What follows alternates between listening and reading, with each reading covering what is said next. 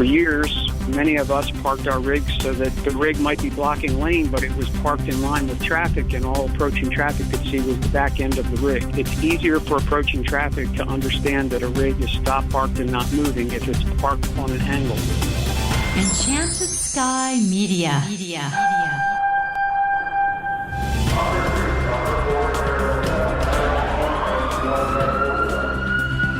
This is Code 3, the Firefighters podcast. Now, here's your host, Scott Orr. That's right, and I will not let Parkinson stop me. Thank you for joining me again here on Code 3. This is the show for and about firefighters. We're informing and entertaining members of the fire service, just like you, from coast to coast. Your department likely doesn't respond to as many fires as it used to. Maybe you do a lot of medical runs, but I'll bet you respond to a load of motor vehicle crashes. You probably don't think of them as a big deal, and most of the time they're not. So you become complacent. But my guest today says you need to worry about your own safety when you're at a crash scene. Jack Sullivan is the Director of Training for the Emergency Responder Safety Institute. He retired from the fire service after 25 years as a firefighter, company officer, and safety officer. He's also a certified safety professional with 35 years of safety consulting and training experience. And Jack Sullivan joins me now. Welcome to Code 3. Hey, good morning. How are you? Doing well, thanks. It's my impression that a lot of firefighters don't really worry much about this subject once their rig is parked in the traffic lanes. Is that true? Well, I think for some people, they're far more aware of the hazard because of close calls or actual struck-by incidents that have occurred in their first-run area. When one of those events occurs close to home, it kind of sticks in your mind and reminds people that you've always got to watch your back anytime you're operating near moving traffic. Today we're talking primarily about highway incidents, not surface streets. But is the speed of oncoming vehicles the only difference in those? Obviously, the speed is different on the high-speed limited access highways than on surface streets. But having tracked these types of incidents now for almost 20 years, what we're finding is that it's not just the high-speed limited access highways that are the danger zone. We have recorded incidents where firefighters and EMTs have been struck by vehicles on suburban streets, country roads, in parking lots at shopping centers. We have a number of cases where firefighters simply go into the grocery store to do food shopping for the shift, stepping out of their rig, being struck by a vehicle in the parking lot. And just recently we had another case of firefighters checking a truck on the front apron of a fire station, having a car crash into the truck while it was parked on the front apron because it was involved in a crash on the street, bounced off of the street and into the front apron. And I think that's worth remembering because I don't think there's any way you could have predicted that last incident would happen. No, and unfortunately it's happened a couple of times. A few years ago I even recorded an incident where a civilian drove their car into the open front door of a station, through the station and out the open back door of the station, around the parking lot and left the scene. Didn't strike anybody at the time, but at the same time it could have been a disaster under different circumstances, and I doubt if anybody considers that exposure on a regular basis. You like to remind us that the D drivers are a major cause of these situations.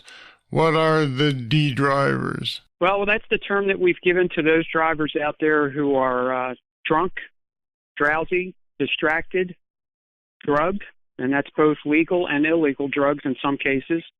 And in the last few years, we've had to add disgruntled, disrespectful, and just plain dangerous because of the types of incidents that we've seen. We had a firefighter a couple of years ago in Michigan who was helping with a boot drive, collecting funds for MDA, and at the time had been working at an intersection. Traffic was backed up a little bit. A driver got pretty disturbed about the whole situation, exchanged words, and threw a handshake at the firefighter on the way by. I actually went down the street, turned around, and came back and purposely ran over the firefighter, killing him. We couldn't fit that into any of the other D categories that we had been talking about for years, so we had to add in the disgruntled and disturbed D drivers, too. There's more of them out there than we care to think about in some cases. Let's talk about the ways to prevent problems at an accident scene. Let's start with the best way to position a blocking apparatus. Do you have a preference there? Well, what we like to do is train the personnel in each station, number one, about the hazard, so that they're aware of the type of incidents that have been occurring, that it happens on any kind of roadway or any kind of surface street where traffic is moving, and that the way they approach that incident scene and size it up will determine the best way to provide a block at the scene for that initial arriving unit. Depends on where the incident is located in the roadway. If you think about a high-speed limited access highway, in many places it's 2 or 3 lanes in each direction. The incident could be in the right, left, or center lane, and that will make a difference as to how you might position your first-in rig at the incident scene. We always recommend that the blocking unit be parked on an angle, and there's a reason for that. Actually, a number of reasons, but the primary reason that's very often not understood is that studies have shown that a fire truck or any vehicle that's parked on an angle in a travel lane is much easier for approaching traffic to understand that that rig is stopped, parked, and not moving than if it's parked in line with the traffic flow. So for years, many of us parked our rigs so that the rig might be blocking lane, but it was parked in line with traffic, and all approaching traffic could see was the back end of the rig. And very often they didn't realize that that rig was stopped, parked, and not moving until the rate of closure was too fast for them to take evasive action or stop, and they ran into the rig. It's easier for approaching traffic to understand that a rig is stopped, parked, and not moving if it's parked on an angle. Whether it's angled to the right or to the left depends on where in the roadway the incident occurred and which lanes you're trying to block.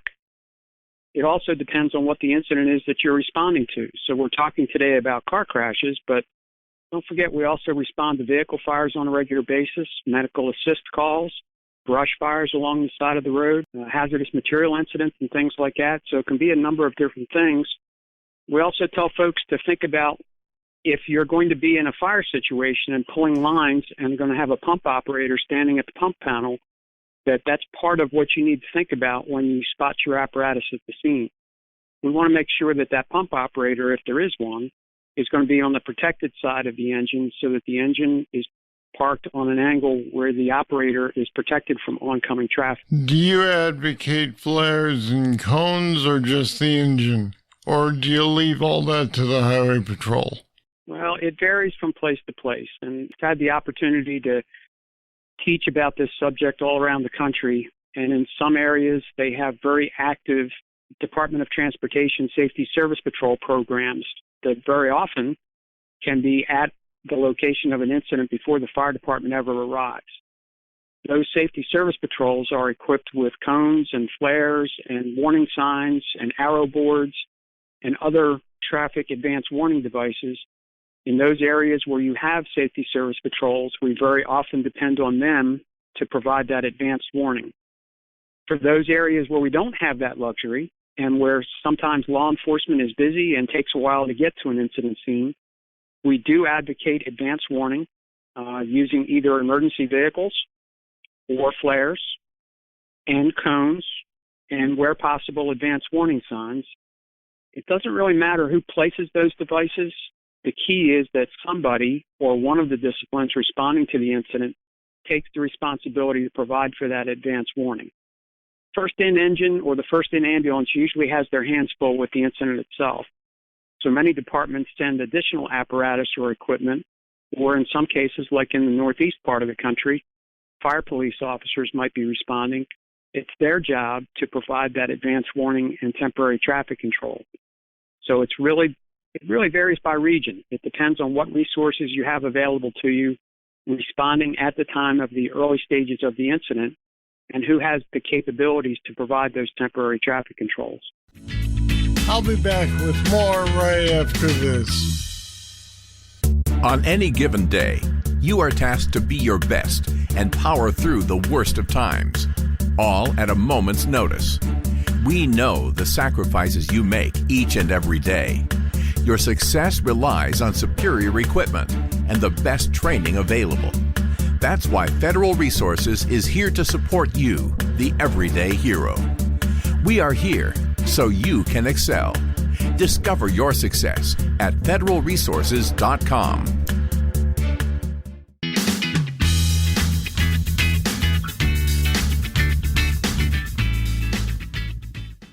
I wanted to talk about Irving, Texas.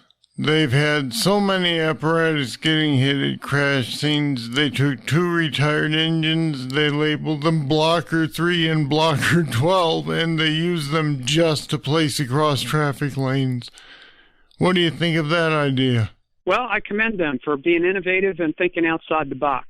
And I give them credit for trying something that, as far as we know, has not been done in other places around the country in that particular fashion, where they used reserve apparatus to fulfill that need. I have to give a shout out to my friends up in Grand Rapids, Michigan, who probably were the first ones to develop a blocker vehicle that they call Utility 2. They took a surplus dump truck from the Public Works Department in their city, put it in the fire department shop, painted it red, put the fire department markings on it, added warning devices, siren and warning lights. They equipped it with a large DOT-type arrow board on the back, provided reflective and fluorescent chevrons on the back, and through a cooperative agreement with the Michigan Department of Transportation, MIDOT provided them with an attenuator trailer to pull behind that dump truck. When they go out on the interstate in the city of Grand Rapids now, they deploy Utility 2 as a blocker vehicle with an attenuator trailer, the arrow board, and a dump truck as opposed to a fire unit to act as their primary advance warning and blocker vehicle. One other department in Michigan has developed a similar type of vehicle and put it in service, but to the best of my knowledge, I think Irving, Texas was the first department to use surplus fire apparatus to serve that need. I think it's a good idea, but I also caution fire departments where this is an example where we're taking on the responsibility for temporary traffic control at incident scenes, which for years we've been told that's the responsibility of law enforcement and the Department of Transportation. Problem is that law enforcement and transportation folks can't necessarily get to us in the early stages of an incident, so we absolutely have to do what we can to protect our personnel. But if we're going to take on the responsibility of providing a blocker vehicle like Irving, Texas, or Grand Rapids, Michigan, or some of the other agencies that are starting to look in that direction, I think we also ought to be seeking some assistance from the other agencies for the financial impact and staffing that's needed to provide those vehicles at an incident scene in the early stages of an incident. I think we absolutely have to do things like that to protect our personnel, but if we're going to do the job that other agencies should be doing, maybe they should be sharing the cost of that. I wanted to talk about the incident in California where the CHP officer detained an engineer because he wouldn't move his rig from blocking lanes of traffic. What's your take on that? Well, first thing I would tell you is I'm not personally involved with that incident, so I can't speak to the particulars of it. I am aware of it, and we've tried to keep an eye on the proceedings as things go along. But it's not the only incident that's occurred in the last few years where law enforcement and fire department personnel have not agreed on how to manage a roadway incident.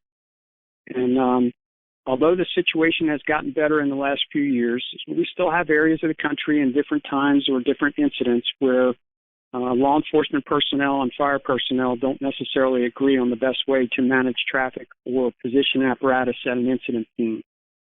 To help alleviate that, there has been a training program deployed around the country, developed by the Federal Highway Administration, with input from fire service, law enforcement, transportation, safety service patrol, towing and recovery personnel, EMS personnel, on a multidisciplinary training program on traffic incident management and responder safety.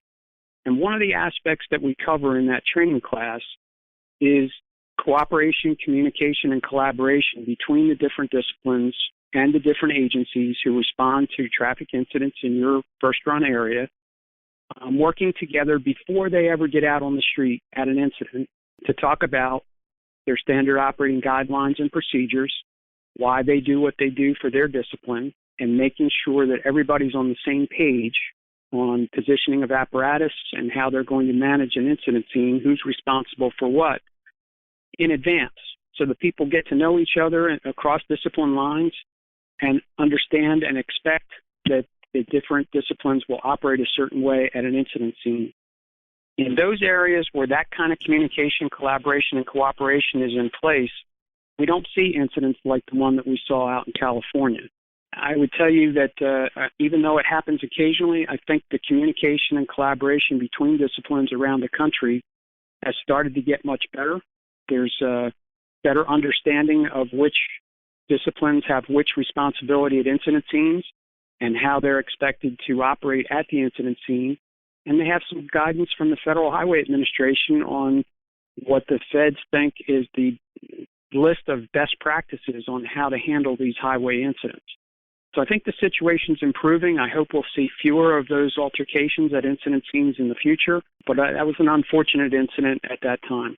All right, we'll leave it there. Jack Sullivan, thanks for being on Code 3. Sure, I appreciate the opportunity, and if there's anything I can help you with on this subject in the future, please reach out. And we put some more information on safety at crash scenes, as well as the Emergency Responder Safety Institute on our website at code3podcast.com/MVC. Check it out. Here comes your trivia question. Kind of makes it sound more exciting that way, huh? Who was the first female fire chief of a career department in the U.S.? I'll have the answer right after this. Now's your chance to get your hands on Code 3 t-shirts, sweatshirts, and more. Show your support for the podcast that supports firefighters from coast to coast. Just go to code3podcast.com and click on the Code 3 store link. Or go to code3podcast.com/shop and tell the world that you're a Code 3 fan. Here's the trivia answer.